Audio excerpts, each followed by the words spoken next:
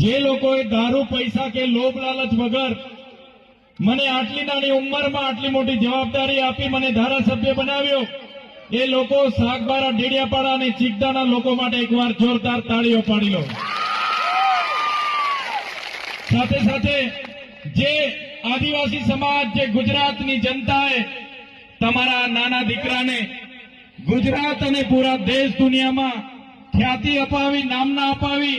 એવા આદિવાસી સમાજ માટે પણ એકવાર જોરદાર તાળીઓ પાડી લો। સાથીઓ, આગળ સંદીપભાઈ સર્જનભાઈ એમની વક્તવ્યમાં એમણે કીધું કે અહીંયા ભાજપના કેટલાક નેતાઓ, એમના ધારાસભ્ય, સાંસદના માણસો અને હમણાં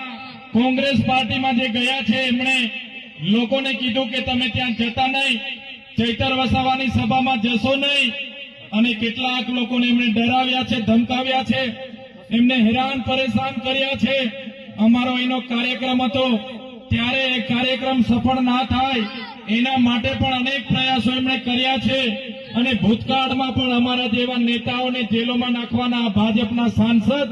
એમના ધારાસભ્ય, એમના ગૃહમંત્રીએ કામ કર્યા છે। ત્યારે આ મંચ પરથી એમને